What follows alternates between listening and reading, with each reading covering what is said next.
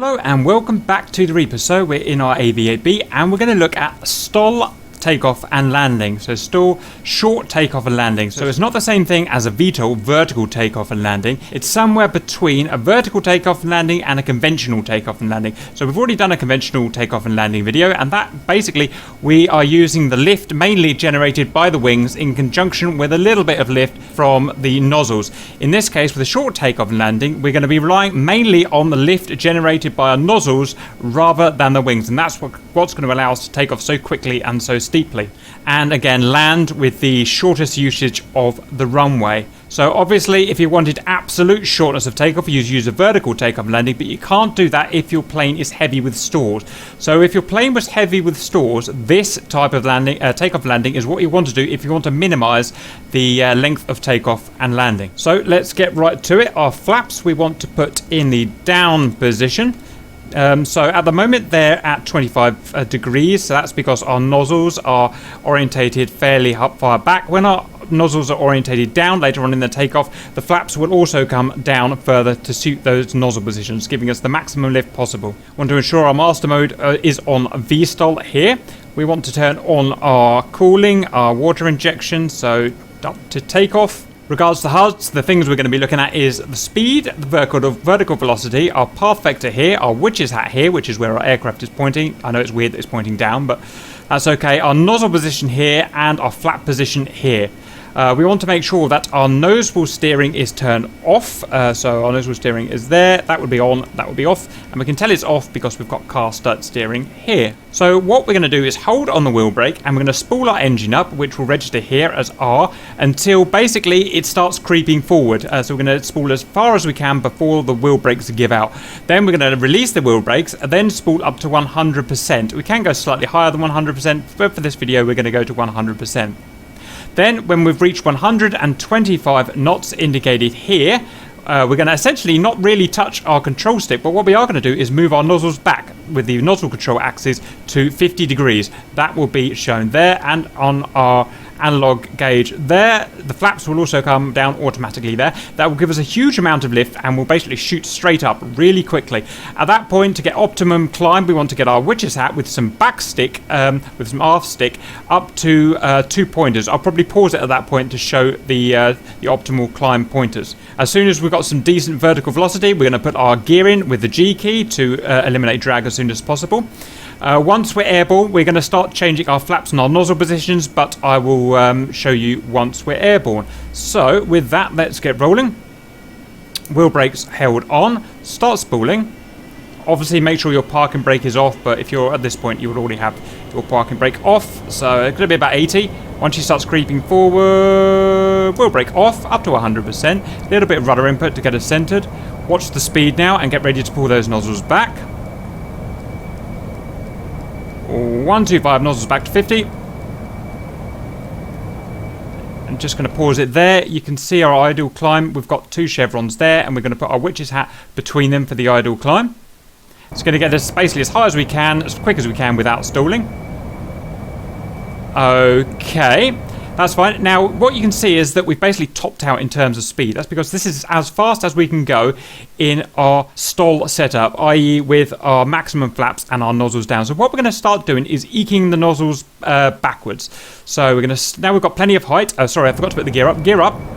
We're going to put some forward stick in now, start to level off, and start eking very slowly our nozzles forward. It's important you do this slowly. If you do it quickly, you can lose lift and stall. So I'm just bringing the nose down a little bit, bringing the nozzles forward. Once you're over 150, we're going to put flaps up to auto.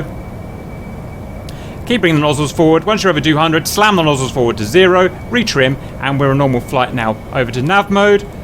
Turn off the water. We can put the flaps up to cruise. And that is us flying. Now we're going to move into a left orbit of the base. We're going to get to 1,000 feet AGL and 300 knots, and I'll report back to you on the downwind. Welcome back. Okay, so we're on the downwind of our circuit. We're doing a left-hand circuit at about 1,000 feet and 300 knots.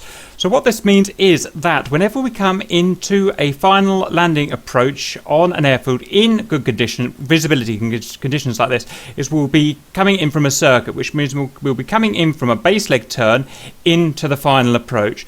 And the general idea is that during that base leg turn, that's where we want to get most of the work done. We want to get our plane dirty, we want to get our flaps sorted, we want to get our speed down, we want to get our gear down and everything prepped. And at the end of that turn, we want to end the turn so that we're at the beginning of the ideal approach. And that means I want to be at circuit altitude still of about 1,000 feet. I want to be at a lower speed. It's going to be about 150 knots. Then on the approach itself, I mean, doing a STOL approach, we can come down really at any angle. That's the cool thing about it. Because remember, we're not using wing lift here, so it doesn't really matter how fast we go. We're using mainly nozzle lift. So we could come down from a very steep approach, but for the sake of this, I'm going to do a standard 3-degree descent, or roughly about a standard 3-degree descent that you'd see from a standard airfield aircraft. Regards speed, it's not really too important. It's going to be roughly about 100 knots, maybe down to kind of 90 knots. And that means that when we do hit the tarmac, we're going to have very little amount of the runway used up before we come to a stop. Regards configuration, we're going to have our water cooling on. We're going to be using quite a lot of power, I imagine. Flaps will be down to the maximum position. Nozzles, we're going to basically, when we come out of our turn, we're going to start knocking our nozzles back until they get to about 50 degrees down.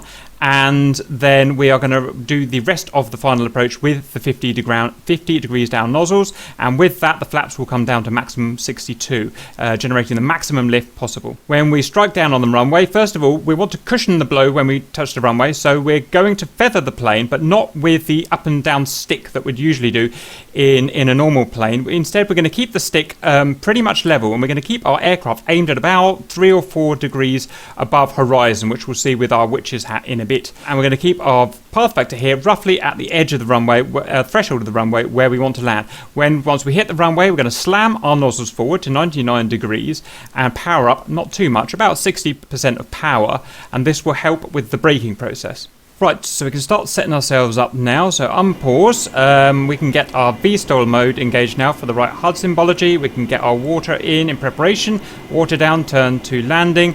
We can get first auto flaps turned on now, and we'll move them down a bit further. So that's going to pitch us up. Let's just correct for that. Back down to circuit altitude. Right, we're going to look over our left shoulder and time our turn. About 2 miles after the runway. I just want to give us plenty of time to talk so we're not rushed, and I'm shouting at the last minute, so just lose a little bit more altitude. I reckon that'll do. So we're going to start our turn now, so we're going to come off the gas and start turning left, and we're going to keep looking over our shoulder to ensure that we complete the turn in line with the runway. Right, we're below 250, so our gear's going to go out. We don't need to use our air brake. All of the air braking is going to be done aero braking with the turn. Bit of power on now. Now we're going to start bringing the nozzles down slowly, feathering them down slowly. Flaps on 25 will be okay for now. And the key is just keep an eye on the path vector, make sure it stays on the horizon. We don't want to lose any altitude yet. And she'll want to decrease speed rapidly and stall. So we're just going to keep an eye on the speed as well. We want to come out of the turn about 150. Bit more nozzle, bit more trim up. Slightly overspeeding, but that's okay, that's not a problem. Right, I'm coming out of the turn now. What we're going to do is now engage our next level of flaps, so down, and they will engage once our nozzles come down a bit further, and let's bring them down now to 50.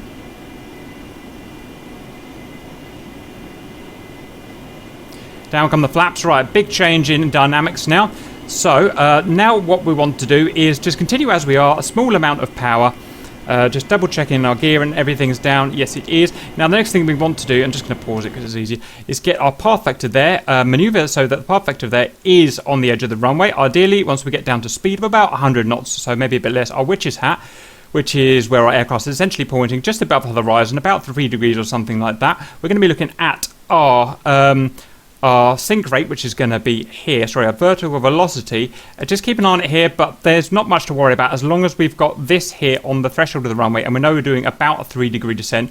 The only time we're going to really worry about that is when we're doing our final touchdown. We want to minimize this as much as possible. Right, so let's just continue. Most of our pitch work is going to be done with trim, so I'm mainly looking at trimming at the moment. Just getting everything trimmed out. We can come down on the power a little bit. We're going to keep bringing our speed down. We've got a long approach here. We wouldn't usually do such a long approach, but I just prefer it because it helps me talk and not rush. So what I'm doing now is slowing down. As I slow down, the path vector goes down, so I'm going to put the nose up to compensate, and we are going to keep going until our witch's hat is about 3 degrees, something along those lines. Okay, that feels pretty comfortable there. She'll settle down at whatever speed she wants to settle down. We're going to go below 90 knots by the looks of it, that's fine. I'm actually going to take away a little bit of nozzle. Just so it was a little bit too far. Add a bit of nozzle in. Back down to 49. Right, it's pretty good speed. Your control of the plane disappears a bit at this speed, but there's still enough to control it. 49, yep, 50 degrees nozzle, full flaps. So we're just going to sink in now. So we've got everything perfect now. We've got the witch's hat, well, 2.5 degrees, that's okay. We've got the path vector right on the threshold of the runway, that's fine. As we're about to hit the runway, we'll feather using our power rather than our backstick. Remember, our wings aren't really working at the moment. Right, let's just a little bit down on power. There we go. Power down a bit. You can see our power again with the R there. And so that's how I'm controlling where my path vector is at the moment. I'm not touching my stick at all. I've set my trim so that I've got my hand off of the control stick. Although I will need to turn left in a little bit. I was in a slightly wonky approach.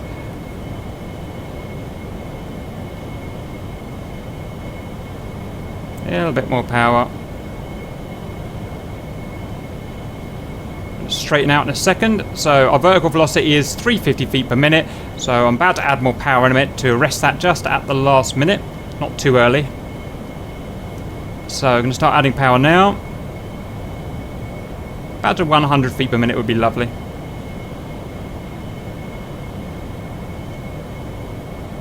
Touchdown.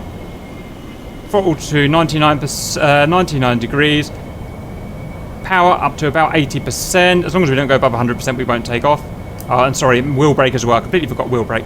But you can see that we landed in time before the area where most planes just literally take off. So we landed in, I don't know, a couple of 100 feet or something like that.